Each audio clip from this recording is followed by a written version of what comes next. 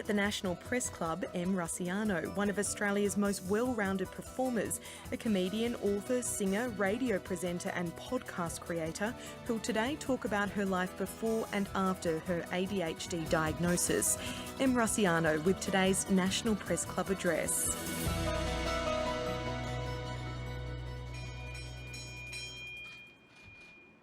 Good afternoon and welcome to the National Press Club Westpac address. My name is Emma MacDonald and I'm the Associate Editor of Her Canberra and the Canberra Convener of Women in Media. Today's address was sold out in record time, as you can see, and we also had a massive waiting list, and the woman that we've all been so excited to see is Rusciano. She is a writer, a singer, a comedian, a top-rating podcaster and a self-described maximalist power queen with a weekly social media reach of up to 10 million people. Last year, Em was diagnosed with ADHD and her speech today is entitled Blood, Sweat and Glitter, the story of a neurodivergent girl living in a neurotypical world. If you would like to join the conversation online, please use the handle @PressClubAust and our hashtag is MPC. The ABC is also live blogging this event, which you can join in at abc.net.au. I'd now like to welcome Em to the podium.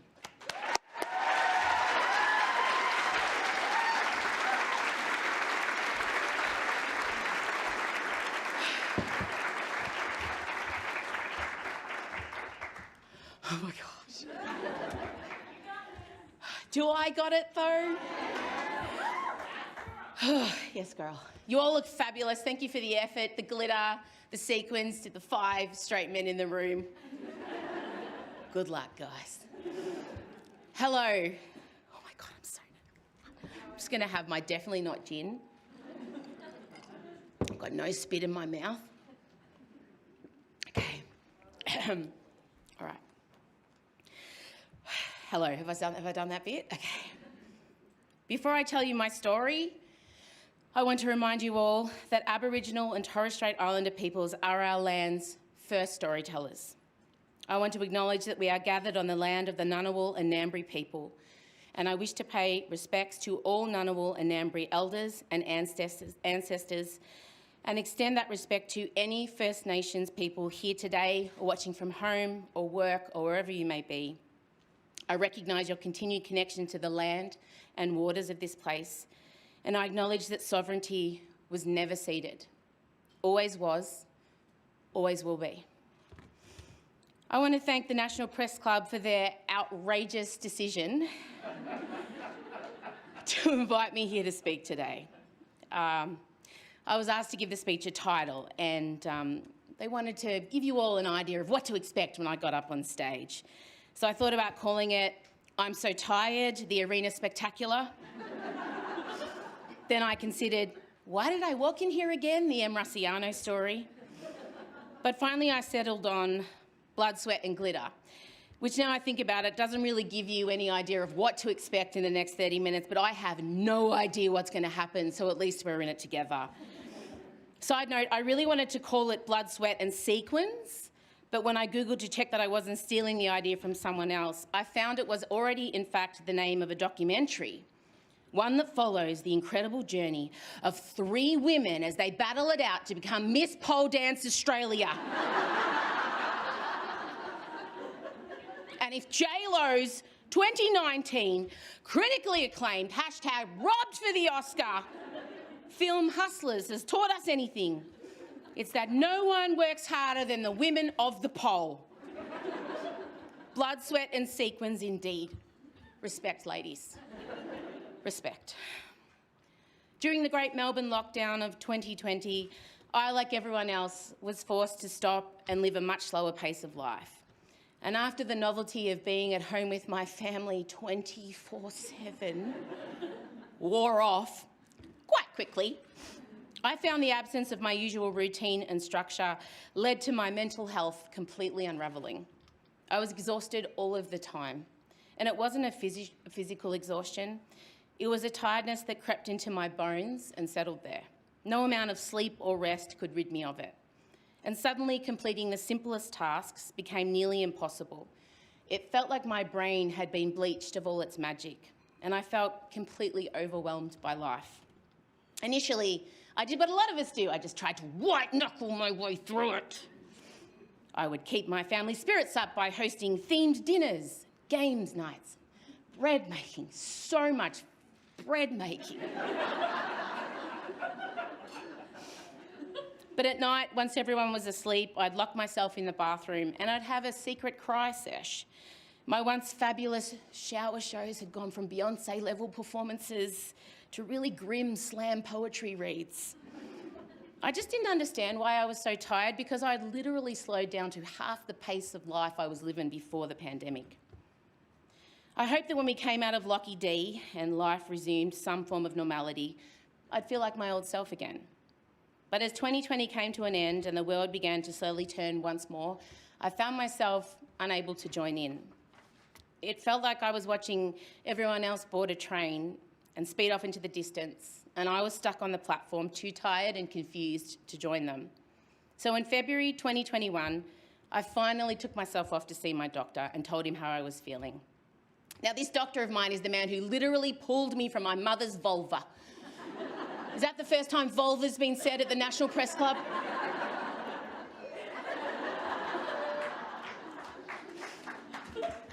Thank you so much. He's known me my whole life, and he said, look, there's 3 things that could possibly be. An iron deficiency, and I blame iron for everything, gang. If I have a sore neck, I'm probably low on iron. Like if my kids are constipated, I'll say to them, you might be low on iron. Or worms, it's one of the 2. So he said, yeah, look, it could be iron deficiency, maybe early menopause, great. Or maybe, look, I've had a few women come in, have you thought about ADHD? And I looked at him and I'm like, you what now? He said, yeah, look, no, it's been a thing. I've had a few women come in. And so I said to him, okay, sure, chuck that in the mix while I'm there, why not? And I backed iron deficiency so hard. Never have I wanted my blood to be less oxygenated than in that moment. I said, please make me anemic, ha ha ha. And he looked at me and he said, look, it could be none of them or it could be all 3. How he laughed. Throughout my life, it has been joked that I may have ADHD because of my relentless ambition, my fast brain, my impulsivity, my rubbish memory, my inability to regulate my emotions, and my complete lack of organisational skills, and my inability to speak at a normal pace. But it's something I never took seriously, because I'd always associated ADHD with hyperactive 10-year-old boys who should avoid red cordial or they'll bounce off walls. Certainly not with 42-year-old anxiety-ridden adult women who are chronically exhausted all of the time. But what I've since learned is that women and assigned female at birth people with undiagnosed ADHD experience anxiety and depression at a higher rate than the rest of the population. Why? Because of the shame that consumes them when they can't keep up with what society expects of them. We spend a lot of time overcompensating, trying and mostly failing to do it all, which is an exhausting concept for anyone. So as instructed, I went to have my iron and hormone levels checked and my brain tested as well. And I got 2 out of 3. My iron levels were at an 11. That's not great. And the neurobiological testing showed that I was really in ADHD. I also now know that low iron is common in people with ADHD, especially those of us who menstruate, and anaemia actually makes your ADHD symptoms much worse, especially in the 2 weeks leading up to your cycle starting. So look, yeah, for once in my life, I really aced a test. I got a near perfect score in the ADHD exam. I even missed answering a few questions because I got distracted and had gone on a couple of mental side quests during the testing. My one job was to press a button every time the white ball appeared. But the woman carrying out my testing bore a striking resemblance to Alanis Morissette, which of course made me think of how pivotal Jagged Little Pill had been to 19-year-old Em, which then obviously led me to think about You Ought to Know, 'cause I'm here. And then I was trying to remember who she'd written it about. Was it Ryan Reynolds or was it Uncle Joey from Full House? And then, like, during this time, you will not believe, I actually forgot to press the button. By the way, she wrote it about Uncle Joey from Full House. I have combination type ADHD, hyperactive and inattentive. Really fast brain, live in a dream world a lot of the time. And my biggest issue is, like a lot of ADHDers, I struggle with executive function. The executive function branch of your brain resides in your frontal lobe, and this department is in charge of you paying attention, transitioning between tasks, time management, planning, organising, remembering things, and not saying weird shit out loud that offends people.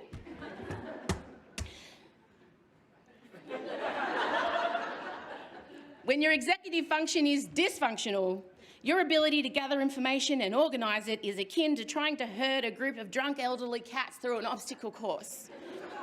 It's also nearly impossible to adapt your behaviour to what your surroundings require, case in point me standing here at the press club saying shit.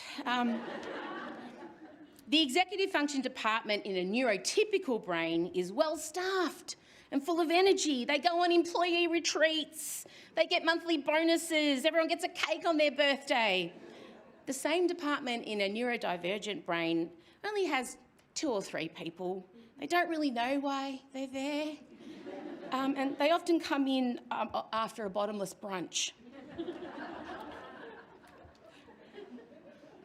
The word neurodiversity was introduced by sociologist Judy Singer, who is on the autism spectrum herself in the late 1990s. She intended it as an umbrella term for conditions like autism, ADHD, dyslexia, and OCD. Since then, many other conditions have been added under the ND banner. Her hope was to steer the conversation away from the idea that people with these conditions are deficient in some way. Since joining the neurodivergent community, I have learnt that the concept of neurodiversity is a really complex one. Those who believe in it feel that neurological differences should be recognised and respected as a social category, like ethnicity or sexual orientation. That being neurodivergent is part of who a person is and not something to be fixed or cured. And there are some people who are really opposed to the idea, especially in relation to people on the autism spectrum. They feel like it's skewed towards individuals who have milder symptoms, that those who are severely impaired aren't represented by the term, that for them, autism is a disability, not an identity. As I said, it's complex and nuanced, and honestly, I wasn't sure how to approach it today. When I was first diagnosed, for once in my life, I was accused of not being enough of something, not neurodivergent enough, because I apparently appeared to be living a life in an unimpaired way. If only people could see what went on in my head. That was me masking. Women and AFAB people are typically very good at masking. It's why we're exhausted all the time. Look, I certainly don't understand the challenges that other neurodivergent people go through. But I just want to remind everyone, it's not a competition, and it's not a race any of us asked to be in. In all honesty, I intensely dislike the name of my category of neurodivergence. ADHD stands for Attention Deficit Hyperactive Disorder. But ADHD can't be distilled down to 1 or 2 behaviours only. It's actually made up of a long list of complex traits that are much bigger than being easily distracted. I feel like the name grossly minimises our lived experience. If someone's depressed, we know that that means they're feeling persistently low, sad, disconnected and alone. The same goes for anxiety. We hear that and immediately associate the intense, debilitating worry and struggle that comes with it. But when a neurodivergent person says that they have ADHD to a neurotypical person, you can almost hear them thinking, oh, you can't pay attention. Oh, how sad. Yeah.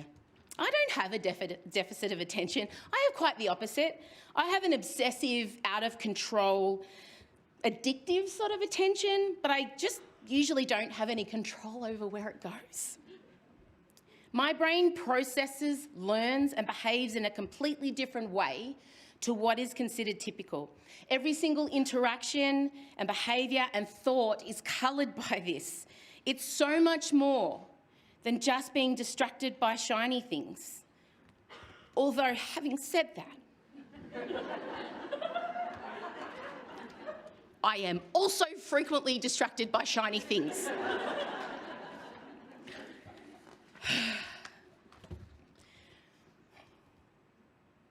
When I was a kid, my grandfather Ted once lovingly described me as an overachieving little shit who bounces off walls when he introduced me to his mates at the Federal pub in Berrigan, New South Wales. He would say, "She's fast too, best in the country. Gives her mother hell, and she's smart as a whip when she wants to be." I've taken out a lot of the swear words. And he was right about all of those things, except my ability to choose when I was smart. Every school report I ever received, this might be a bit triggering for fellow ADHDers, every school report I ever received included variations of 2 types of feedback. In maths, science and geography, I would get, "Emmy has so much potential, if only she'd apply herself. Emmy is easily distracted and distracts others. Emmy is too talkative. Emmy is disorganised. Emmy needs to try harder." Some experts believe that by the age of 10, kids with ADHD will have absorbed around 20,000 more negative messages about themselves than their neurotypical peers.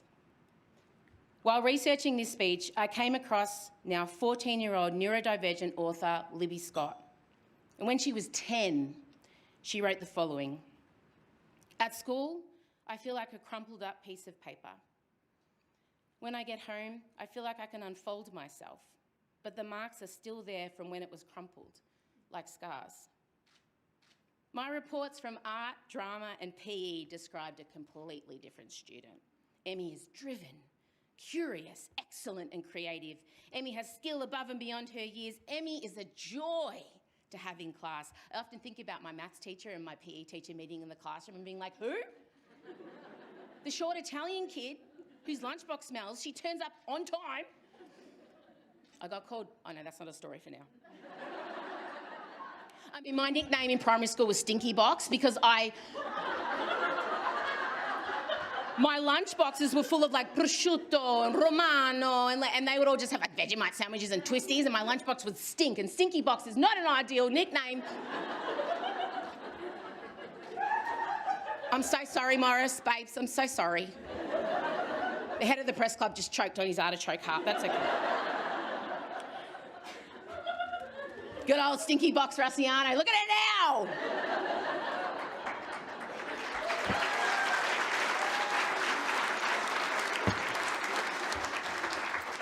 That was not on my script, like.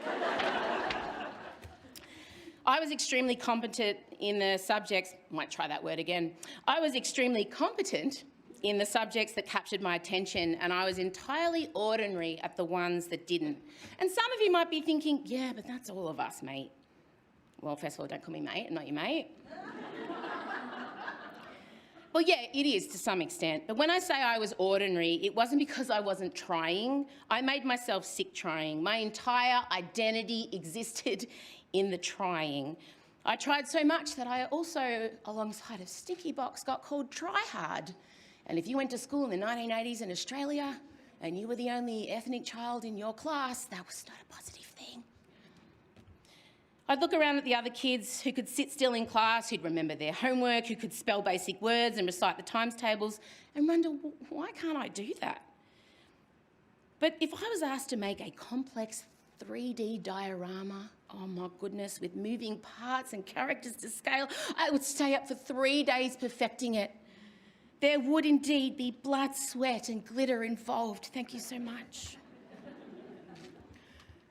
Now I know that I was really good at hard things, but at the time, all my teachers focused on was the fact that I was crap at the basic stuff.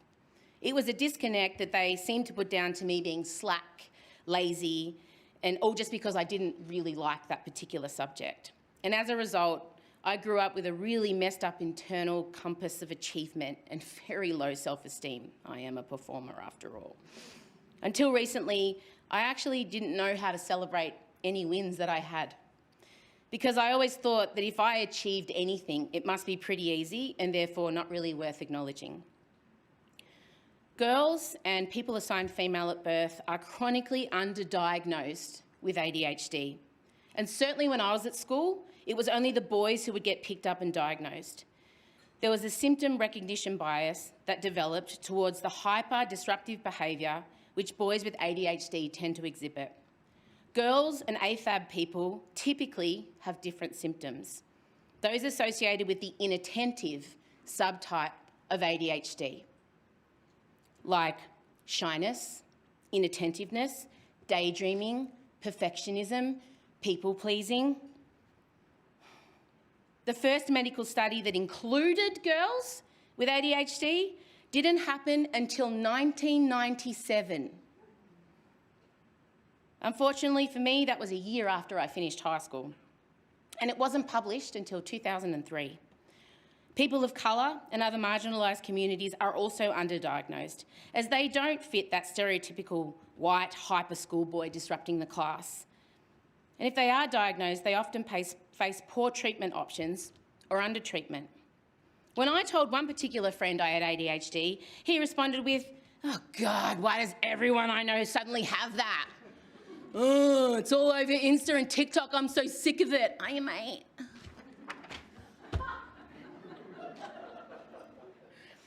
You know what? Yeah, there has been an uptick in late diagnosis of ADHD in women and the AFAB community over the last couple of years. So much, in fact, that many people have referred to it as a fad. To my face. Because of how isolating the pandemic was, lots of us did take to social media to connect. And a lot of us started talking about our super niche, weird symptoms, exhausting things. And then when we found a whole community of other like-minded individuals, we flocked together and we made TikToks and Instagrams and let us have that. And if some of you are so sick of seeing it, oh, imagine living with that. But also, I don't think it means that it's growing in popularity. I'm really hopeful that it means perhaps the visibility is increasing. There's a big difference. Why did the pandemic cause many of us to seek a diagnosis? I can only speak to my case, but for me, lockdown took away all my usual routines and all the things that helped me function, which exacerbated my undiagnosed ADHD symptoms. I had built a house of cards of coping mechanisms that got smashed to the ground. And I took myself off to my doctor. There's also lots of new diagnostic requirements that take into account the 3 subtypes of ADHD. There's more general awareness because more people with platforms are speaking about it publicly. And also, a lot of parents are recognising themselves during their child's diagnosis process. They're sitting in and listening to the questions and the counselling and thinking, oh my God, that's me. In 2004, I feel like I need a flashback harp. In 2004, I was a young, stay-at-home mother and part-time university student, and I was living in Adelaide because my husband was working for the Port Adelaide Power. That's an AFL team for the Canberrans in the room. I know you don't care. I didn't care, and he worked for them, for goodness sake. Can we edit that bit out, Morris? That's okay, great. One night I was at the bar with the other wives and girlfriends, and after a game, this wasn't just a midweek bar, although that did happen too, and the ads for the Australian Idol Season 2 auditions came on the telly. Now I, like most of you, had watched Season 1. I had witnessed Guy Sebastian's eyebrows slowly separate from 1 to 2. I had gasped in horror at what Dicko had said to Paulini about her stunning gold dress. Never forget. And I had secretly fantasised about Shannon Noll and his Flavour Safer. So while I was watching that ad, I felt a small fire light inside of me. I'd always loved to sing, but it wasn't something I'd ever considered doing professionally. But then I secretly spent the next week just obsessing over auditioning for Idol. Now, I now know that my obsession was prompted by dopamine, because people with ADHD have insufficient dopamine levels. Dopamine is a type of neurotransmitter. Your nervous system uses it to send messages between nerve cells. Dopamine shapes how we feel pleasure, how we think and plan. It helps us to strive, focus and find things interesting. And because we're low on it, ADHD brains search for stimulation that can increase dopamine more quickly and intensely. Often stimulation comes from really high-risk activities, like skydiving, fast cars, or auditioning for a singing show having never sung in public before. I reckon there's a really good chance my entire media career might not have happened if I wasn't an undiagnosed dopamine junkie. So I did front up for those auditions, and I ended up making the top 100, then the top 50, then the top 24, and then finally and inconceivably, the 24-year-old mother of one with almost no singing or performing experience made the top 12 of season 2 of Australian Idol.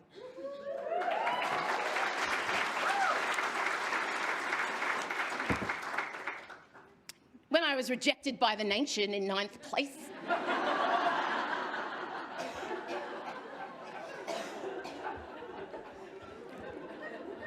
I'm fine.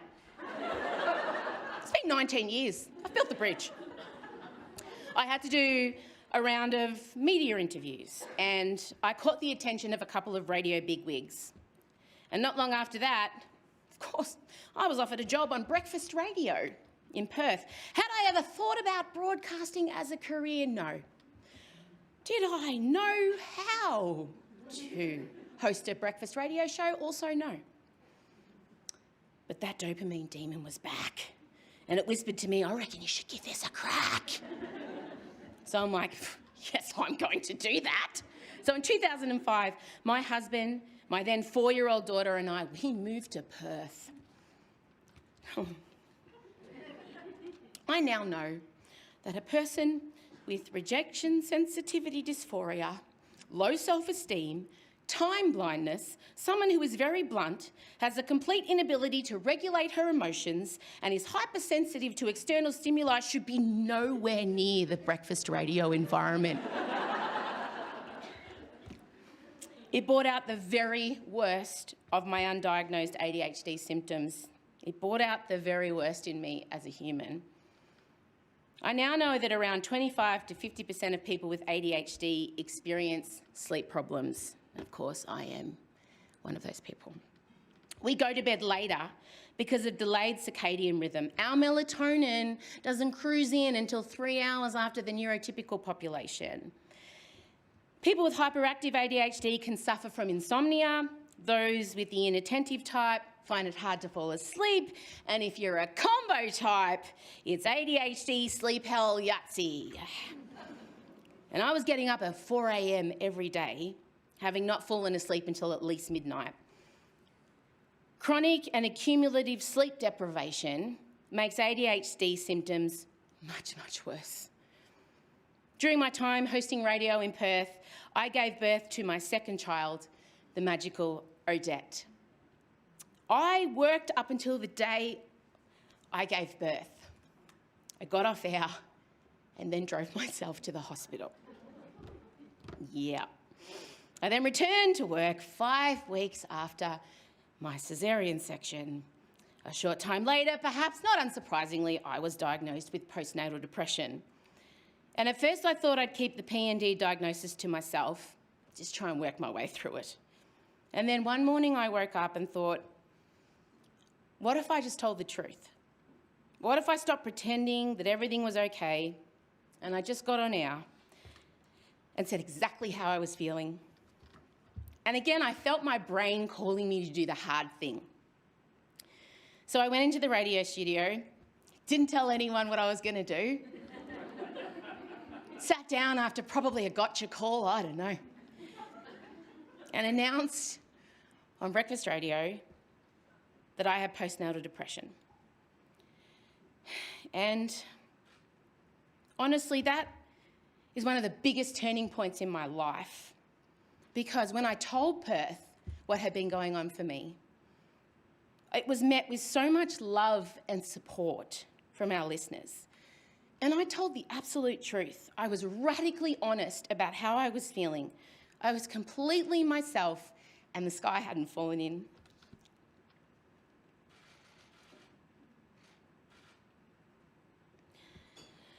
The person who'd been told to play a smaller version of herself on air, who'd been told she was too loud and too opinionated, the Rusciano who had spent her entire life masking her true self, stopped existing that day. And in part, so did the kid who thought she'd never be a storyteller because she couldn't spell. I still don't know what to do with a semicolon, but I have editors now, so.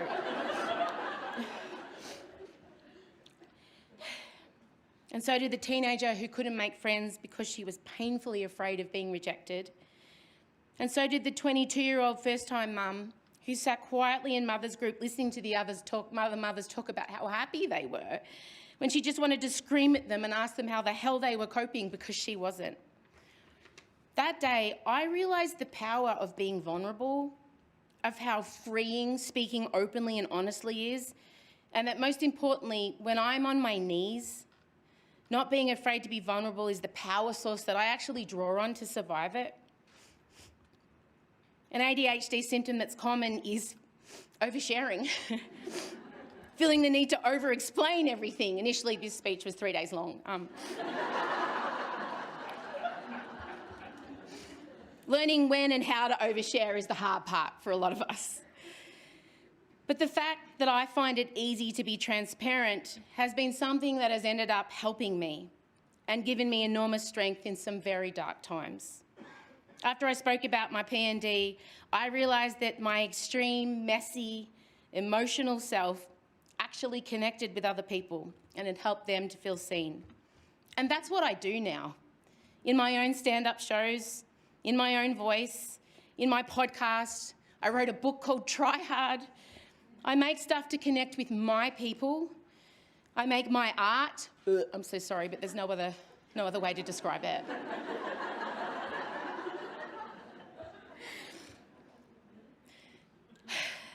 I make it on my terms for you.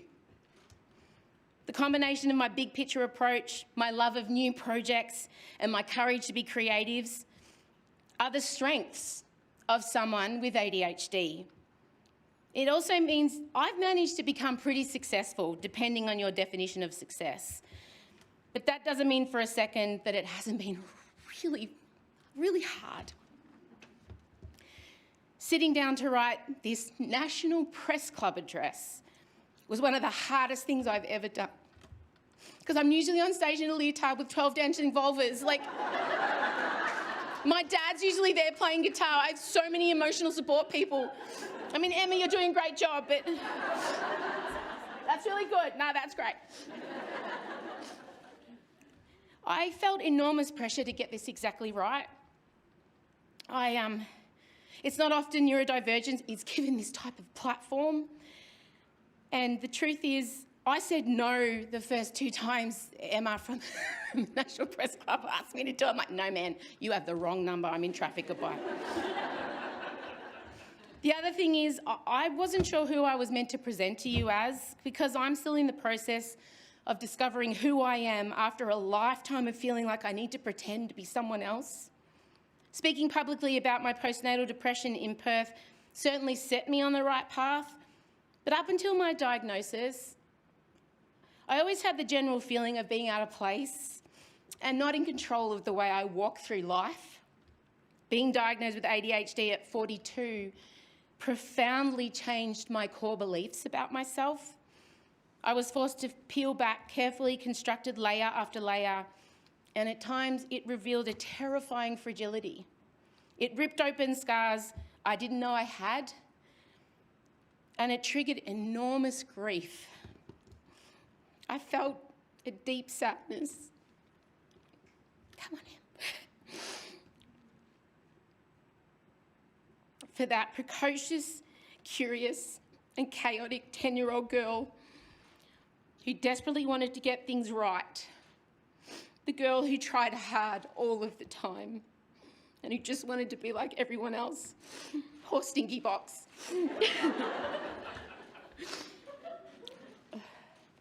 I think a lot of people with ADHD will tell you, and I know a lot of you in the room, that you've spent a great deal of your life minimising yourself to try and fit in.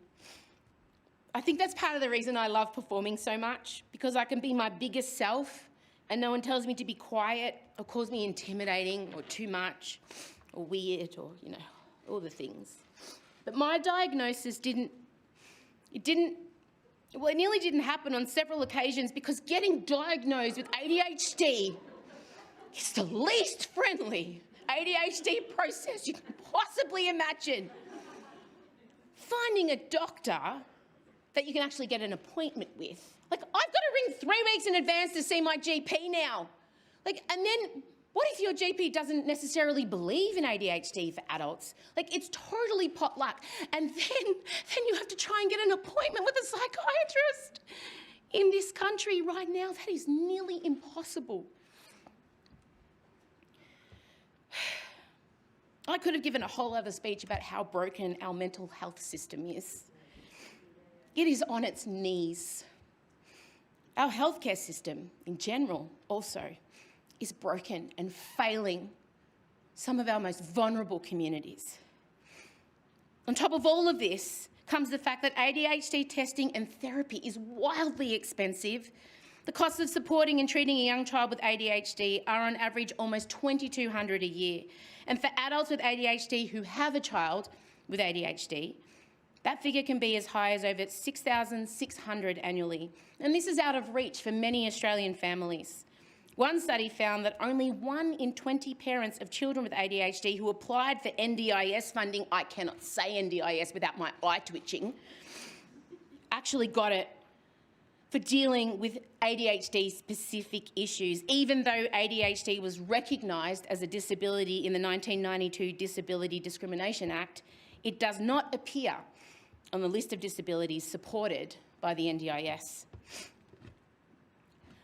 So, what needs to change? Well, thank you for asking, everybody. All right, it's all right, we're coming around the corner. Hear me now. Schools and workplaces need to shift their thinking and attitudes towards people who are neurodivergent. They need to implement strategies and structures that set us up for success. Schools can adapt their programs to work with the kids' strengths. Employers can recruit differently. They can send interview questions in advance. They can offer flexible work hours. And can we banish open plan offices and open plan classrooms? Because you have a bunch of meerkats in there.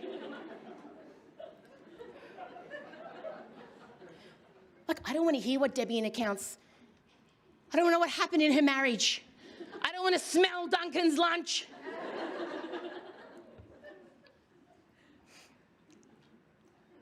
Both also need to offer quiet spaces and noise-cancelling headphones. We also need proper government recognition and support. ADHD needs to be included in the NDIS as a primary, where are my cameras? As a primary disability.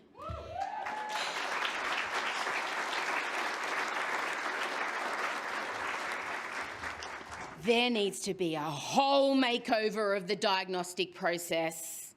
And also, we need better access to getting a diagnosis. There needs to be funding for schools to help them to better support and understand neurodivergent students across the whole spectrum, from autism to ADHD. There also needs to be a total cultural and attitudinal shift within the wider community, and that's why I'm here today. The message should not be that the neurodivergent community are lacking or less than, but that we are different and equally worthy. Specifically in relation to ADHD, the judgment from neurotypical people needs to just get in the bin. When we're not forced to try and fit into a framework and societal structure that was built for people who aren't like us, we can be pretty impressive. But at the moment, in most cases, when we send a kid with ADHD to school, it's like sending them to play baseball with a golf club. To my ADHD small people, just because your path and navigation system might be different, you are no less worthy or capable of going after the things you want to. My son Elio was recently diagnosed as neurodivergent. He's on the autism spectrum. and I've become painfully aware of how the world isn't set up for his success. Simple things I used to take for granted, like going to the supermarket or shopping centres, are nearly impossible now. Many parents and carers of kids on the spectrum will know exactly what I'm talking about.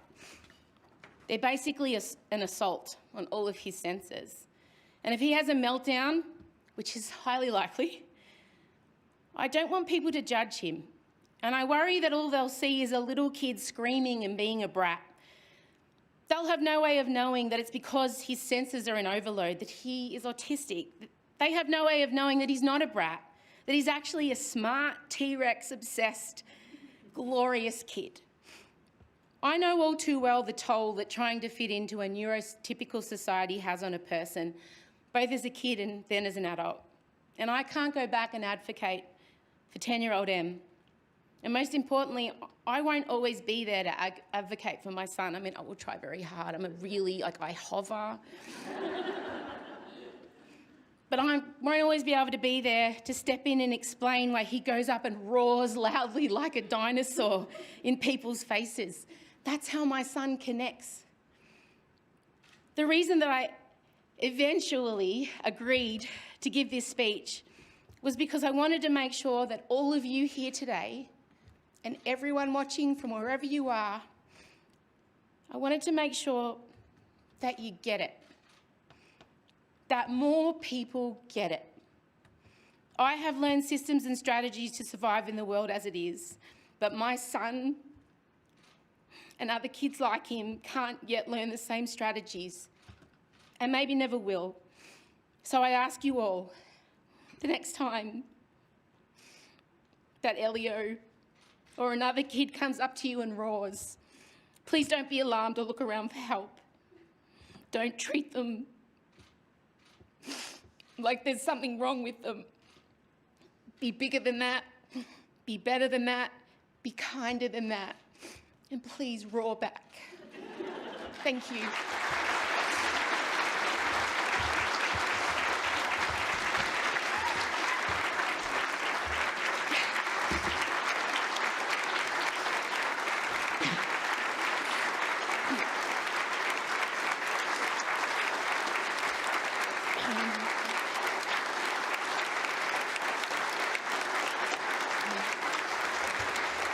I'm very uncomfortable. I feel like I need to do a song now and I am not. What do I do now, Emma? You're just going to stand there and take a few breaths. And I'm going to thank you for that incredible speech. And I think those of us here who've been on the journey with you these last few months as you've prepared, we understand how much introspection and self-questioning and, dare I say it, a little bit of spiralling has been happening. I know a lot. And we are very grateful. So I'm going to ask the first question. It's going to be really easy. Do you want the box? You got Nah, I got it, man. I'm good. Okay. Stinky box is good. I'm going to take my jacket off. I'm schwitzing. Okay, Em, Yeah. you have sung, danced and performed on stages. Wait. Paid a lot of money for this jacket. Oh, wait, my pin. Wait. I can't, my hands are shaking. Okay. You've performed in front of audiences much bigger than this. Why was this speech so confronting? How relieved are you that it's over? And what is the most important thing that it achieves? Oh, mate, I don't know.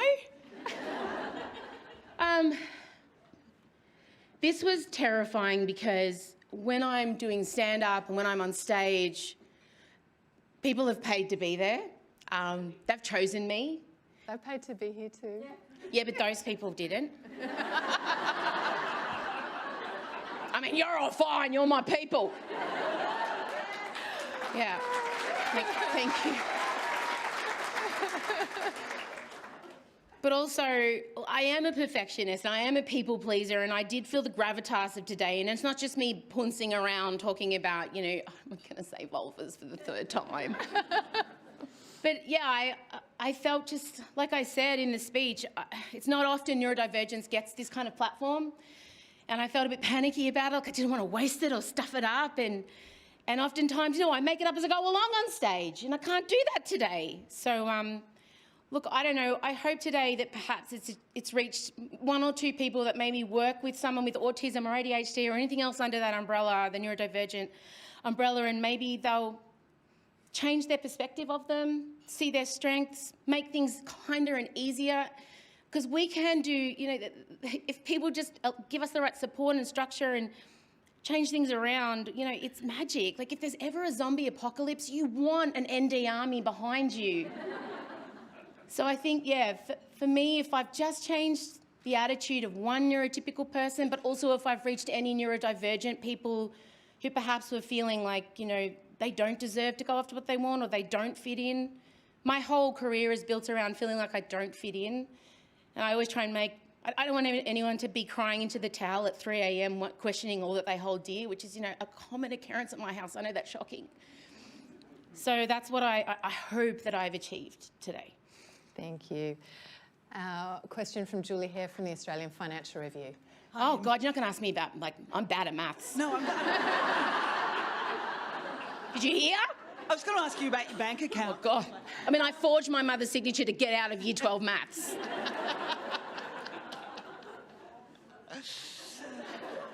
Thank you so much. That was one of the best speeches I've witnessed at this club. Wow.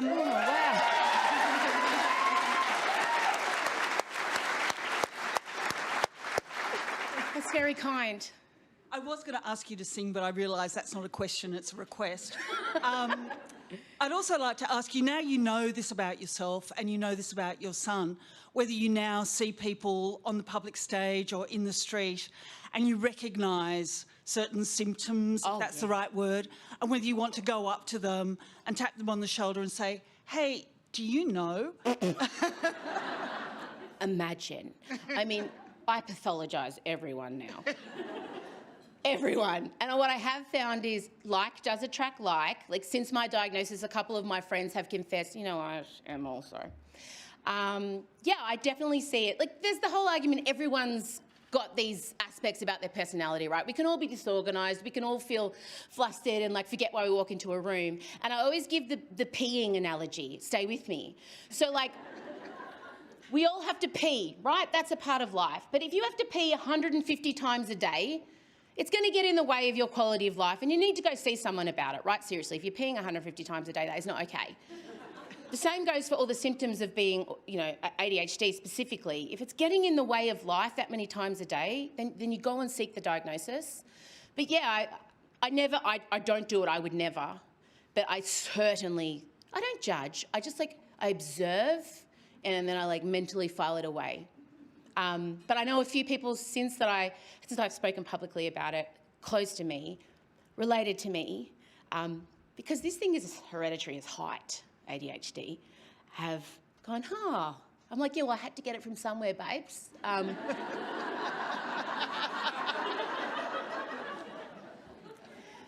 But I don't think you can go up to someone and tell them they have it. But you can hint, send them articles and links and TikToks. Thank you. Thank you. All right, next question is Misha Schubert, who's the Vice President of the National Press Club in beautiful sparkly green. Yes, Sparkles, Vice President of National Press Club. So good. I wore the uniform. So good. Thank you, Your Fabulousness, for an excellent address. I wonder... Now, was it okay? Was it okay? It was... It was really good. Great, babes. Yeah, Great. yeah. I wondered whether you talked about some of the challenges, right, that you've experienced, but can I ask you to flip that and think about and share with us how you think that's actually made you a stronger, better, clearer sighted person because you've lived this journey and you're using your platform now to share that experience and invite others to come along on that experience with you?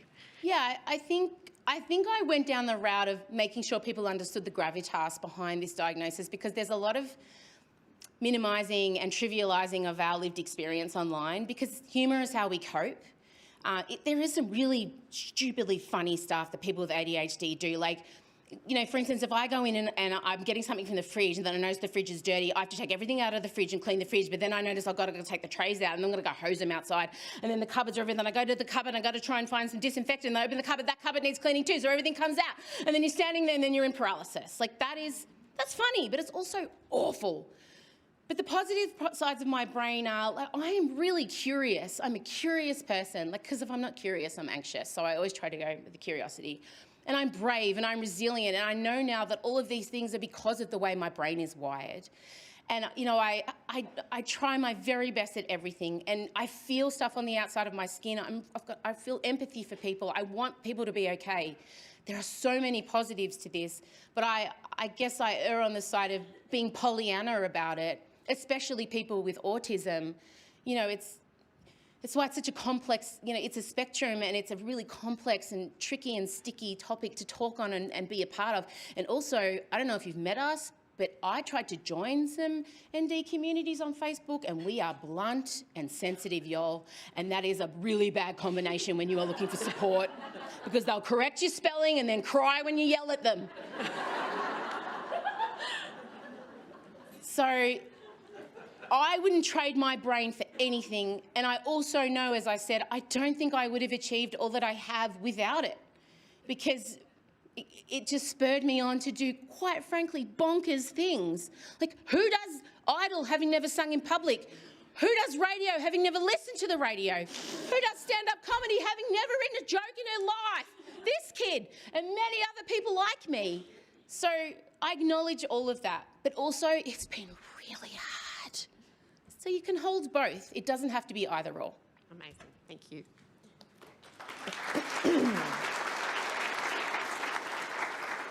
Next question is Amanda Whitley from Her Canberra. Hi, Em. Thanks for that. I'm just wondering about, I guess, the environmental factor. Do you think there's a connection between the rise in women being diagnosed and the explosion of social media, which is designed to obviously invade your attention? What do you mean, is social media to blame for ADHD? No. Oh, I was about to go, you, Amanda. No, not at all. Sorry, can you clarify your question? Girls. Yes.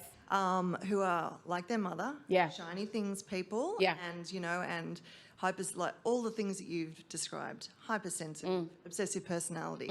You know, are things like social media, which are, you know... Oh, yeah, they're dopamine slot machines, 100%. Social media is hard because I found my people there.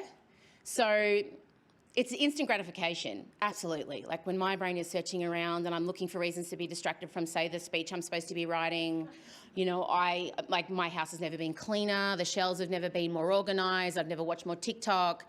But then on the other side, it helped me to understand myself better. It helped me to find my people. But then, of course, because I'm ADHD, it got really annoying. Stop telling me about myself. I already know. But yeah, I mean, I think if you try and limit, say, a teenage girl who has the same brain as me to, you know, she'll just find a way, man. Like, she will hyperfixate and she will lie to you and she will go about her way to do it. So I think there's a balance. Like with everything, it doesn't have to be all or nothing. My daughter has ADHD as well, and I know that, I mean, it's scary enough having teenage girls and they've got the whole world in their pocket on their iPhone, but you can't control it. All you can control is how they take in the information and process it. So, yeah, I see what you mean and I hear you, but for me personally, if I can't, like, have my TikTok time at 10 p.m. at night where I just lay in bed and scroll, like, I don't know where I would be today, to be honest. Thanks. No worries. Lauren Dubois from WIM. Hello, Em. Thank you very much for your speech. My name is Lauren, also recently diagnosed at the age of 41. Welcome. Thank you. That's my favourite response. People always say, welcome to the club, and I'm glad to be here. You'll be judged and loved. I do have to apologise for the length of my question, but I do have ADHD, which means I tend to elaborate. You can talk fast if you need to. I will try to get there. Okay. I have a problem with the word disorder because I don't feel like I have a disorder. I don't feel like I'm broken or a mistake in any way. I feel like I was very purposely designed to be this way, like a lot of neurodivergent people. I feel like there are just, you know, there are two types of thinkers, like there are many genders, there are two types of thinkers, convergent and divergent. Divergent people are very important to society. We bring the creativity to problem solving, to innovation, we're change makers. Our brains are biologically driven to do that. The problem is that our extraordinary potential is hampered, strangled by our lifelong mission to appear normal. Because we've been told since we're children, you need to sit down, you need to listen to these lessons that you don't care about, you need to do it all the same way the other children are doing, and if you're not doing it that way, you're wrong. So we kill ourselves trying to be normal. So my question is, should we be doing that? And is there a way that we can talk to our kids and their teachers about, does it really matter if they can't be good at maths because they're just not interested? Shouldn't we celebrate their amazing abilities in this area? Why does it have to be so across the board? And how do we grow kids that don't constantly hate themselves for not being normal? Yeah. That is a great question. I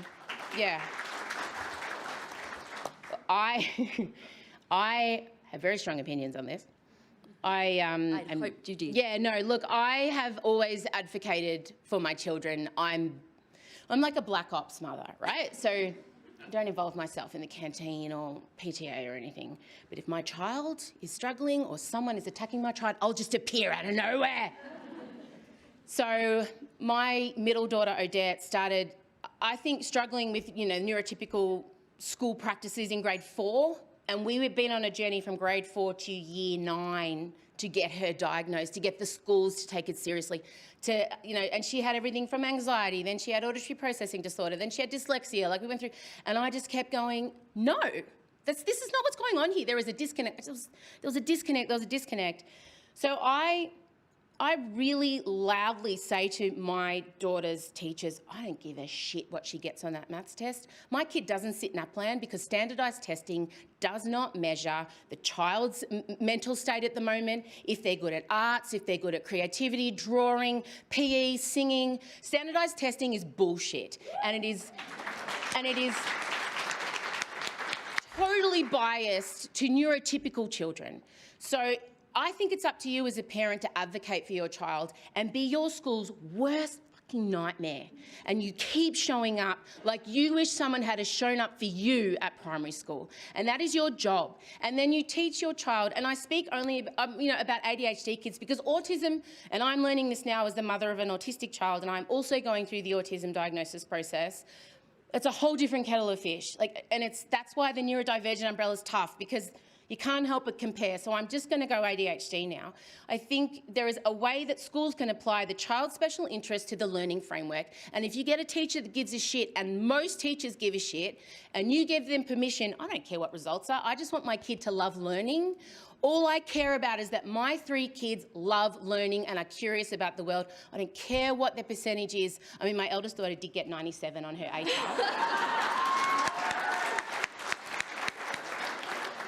Don't worry, it's not a big deal, but she did get 97. So yeah, that's all you can do. I feel like if you give the school permission to focus on other things and you're not results driven, I feel like everyone can exhale and your kid will be happier. But I definitely think it's possible. Yeah. Thank you. No worries. Oh. Hello, I'm Rusciano. I'm Claire Bowditch. What did you say your name was? Claire Bowditch. Fellow alumni. G'day. Hello, babes. Congratulations, Em. Thank you for being here. Claire flew in special for me, so that is a big deal. I wouldn't have missed it. Well done. Thank and you. On that note, thank you. You've spoken about the duality that can exist when, for many people, but especially for the front-facing and the creative industries, you have a desire to do something meaningful and purposeful and exciting, with the reality, the contradiction, the tension of a world that keeps asking you to play smaller because it's a little bit uncomfortable. They want the colour but don't know how to handle it, and that's okay. But in the middle, because that's just how we stay safe, but in the middle is those people that you care about out there waiting for diagnoses, waiting for conversation, and waiting to make enough money to be able to even go through that process. Something in you has allowed you to show up. We saw a touch of it, a tough inner champion that exists in combination with that tension and that criticism. For them who are waiting, can you give some insight about how you conjure that, what you think of, and how they can encourage themselves to keep being allowed to be themselves? Yeah, I was fortunate enough to do a lot of work with a mindset coach named Ben Crow. And yeah, he's... Oh, name drop, jeez. G'day, Ben. G'day, Ben. He's watching. Yeah. He worked with Ash Barty. He's incredible. And he... I was really stuck on this speech. It's going to shock you again. I think showing up for yourself as a neurodivergent person is a foreign concept because your whole identity is often built around figuring out who you need to be for other people. So you often lose sight of who... I didn't know who I was. I didn't know who I am away from minimising myself. So you lose yourself. And then when you told, like, Emma was like, just be yourself. And Ben was like, just show up as yourself. And I'm like, I don't know what the fuck that is. So to kind of figure that out, he asked me to, you know, what's my superpower? When I'm on my knees with life, when something really dark has happened, when I'm really challenged, what do I draw on? Like, what do I put my feet into the earth and what do I absorb up? And we talked about it a lot and we came to the conclusion that it was my ability to be transparent, that it was my ability to tap into being vulnerable. And I know that's so overused and cliche, but it's the truth.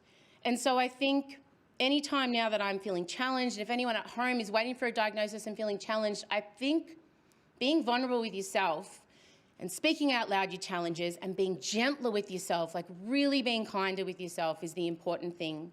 There was a beautiful line that you spoke to yourself in there, and I don't know if you heard it. It makes me really emotional. You said, God, you're going to make me cry again. You said, come on, Em. Oh, and yeah. I loved that.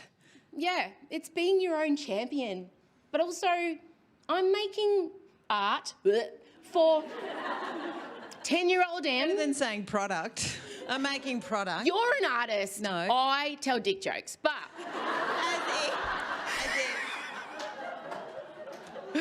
I mean, I do.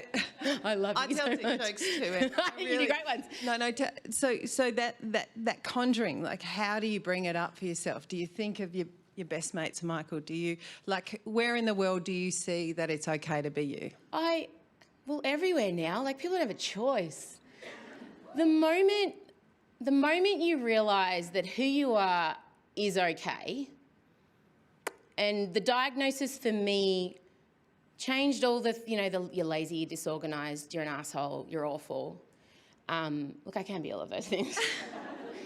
But it gave me a reason, not an excuse for certain behaviours, but certainly a reason for things, and I was able to just, like, be much easier on myself. And I advocate for myself, and if I'm finding something, if things are too bright or too loud, or I'm really bad at answering text messages and emails that are like a personal assault, unless it's a really interesting one, then I just tell people, I am in ADHD paralysis right now, keep at me. Nice. So, I'm really good at showing up for myself now because I never want to go back to the way it was. And I guess I say to anyone who's finding it hard to show up for themselves, I'll do it for you. I'll hold the space for you until you can. So we're going to imagine Em Rusciano. I'll be there. My head from now on. Just imagine me going, come on, insert name. Like, thank you, Em.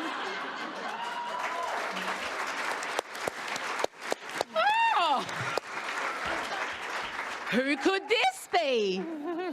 Hi, Em. Jamila Risby from Future Women. Jamila? Jamila. Okay, got it. Thanks. Appreciate the good pronunciation. You just talked about showing up for yourself, but you also gave a speech where you talked about being a kid growing up and then an adult for a long time where the people around you probably didn't know how to show up for you. There are no doubt people in this room and people watching who have someone who's neurodiverse in their life, either diagnosed or not. What can us boring neurotypical types do to be better allies and to be better supporters? Just want to make sure my husband's watching. Oh, God, this could be a whole other speech. To the neurotypical population on behalf of I think for me specifically, and I try very hard not to speak on behalf of anyone else, just like give them 2 things to do at once. Maybe don't spew the 10 problems you have at them because they'll forget. Loud noises, just don't make them. We can make them. But I constantly get frightened. I am always frightened. All the time. Like, even though I know he's in the house, he'll walk in and go, ah! My husband now walks down the hallway going, I'm coming in the bedroom. I'm in the bathroom. just being radically honest, and all of us, it manifests in different ways. I can't touch raw chicken. I cannot. And I can't bring myself to peel the plastic lid off the margarine either under the thing. I just... And so it would just stay there until I got to the very bottom, and I would be like digging, because I'm a wog. We grew up with butter under a dish, and then I marry this Anglo and he's like buying like Meadow Lee, and I'm like, what is this plastic thing? Like, I cannot smell the garbage. Like, there are just things, and all of us have our own little weird niche, right? You just ask them to do it, and don't feel weird about asking for help, because they benefit from your extreme hyper-focus on the family holiday, your curation of their life, like all the other stuff. Your relentless joy, your like, you love dressing up and you love book week, and they're like, they benefit from so much of your bigness that if you don't want to touch the raw chicken, or like don't leave the dishes in the sink over the night because they're soaking, and then I have to touch slimy water in the morning. So to be more general, Jamila. That was very helpful. Jamila? That was very helpful. No. The neurodiverse people can't expect the neurotypical to read your mind. It's really annoying that they can't. And know what to do, because they piss you off all the time, I get it.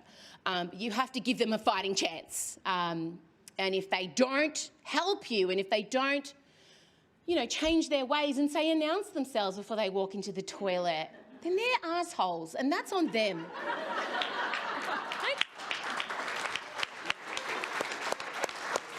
Oh my God, are you lost? Are you lost? Guys, there is a man at the microphone. Everyone I know in defence is absolutely normal, and they'll kill you if you say they're not. What? Everyone I know in foreign affairs has AB type personalities. They are quite unusual. Right. Everyone I know in... I love you. I don't know who you are, but I love you. The tie, the jacket. It's Nick Stewart from the Canberra Times. Oh, hello. From the Canberra Times. Are you hard-hitting? No, in the other department, which is stats.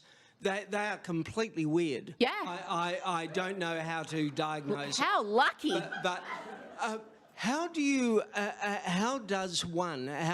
we as a society actually recognise the fact that there are all these different neurodiverse types? Yes. There are even journalists. Oh, well. They have jobs for us, but to keep us together. Sir, do you come to us as a neurotypical or a neurodivergent? I'm utterly neurotypical, aren't I? Are you? Yeah. Okay, good. Yeah, absolutely. It's all you other people who are weird. You are brave. Hand up if you're neurodivergent. Yes. So how, when we are so neurodivergent as a society, as people, as individuals, we're all different. How do we decide who deserves NDIS funding, who doesn't? How do we decide how we should actually react to someone who just doesn't want to go into that room because it's dark? How is it that we actually move to a more accepting state in society? I think we need to stop assuming as a baseline that everyone is a heterosexual white man. A lot of our systems, work week, beliefs, infrastructure is built around that premise, and we cling to it for whatever reason. And women do too. The internalised misogyny, internalised ableism. I think you need to get neurodiverse people involved in these programs. I think you need to ask the people it affects. I mean, it's so many decisions are made without the people in the room who they affect, and it blows my mind.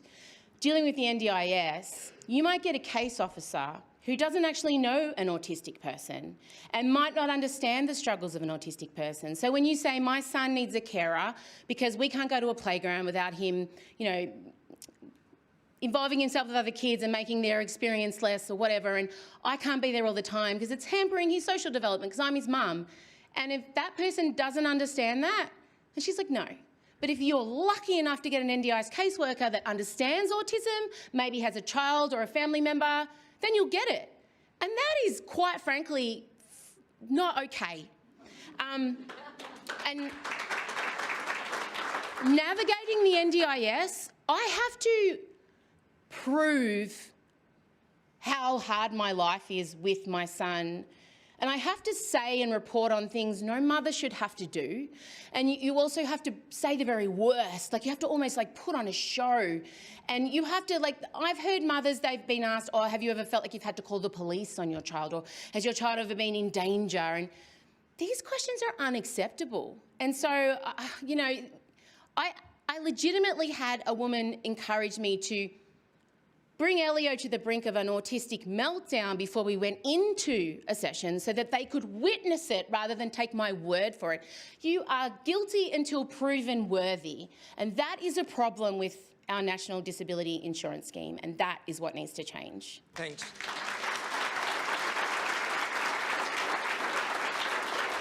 Em, you made it. You made it. Oh, that last question is going to bite me in the ass. Hey. I don't know anything about the NDIS. I'm just a mother in it. Like, I'm not a politician. I'm not a policymaker. Do not quote me on stuff. That's what the headline's going to be. She attacked the NDIS. Like, No. who's in charge of that? Is it Bill Shorten? Is that who I need to be harassing? Bill. Okay. We're going to wrap up, and the exciting bit is that you get to be a lifelong member of the National Press Club. Oh. Thank you. What does this get me? When I was on Idol, I got a lifelong McDonald's card. I lost it, but... This is better food. Better food. Better food? Better conversation. Yes. Yes. Hey, thank you for having me. That was wild. I'm so sweaty, and I'm just so glad it's over. But It's over. And to you, sir, I know you really had sweaty balls over this, and you did it, mate. Thank you to all of you who turned up in sparkles and leopard print. Thank you. Thank you. You can get off the stage.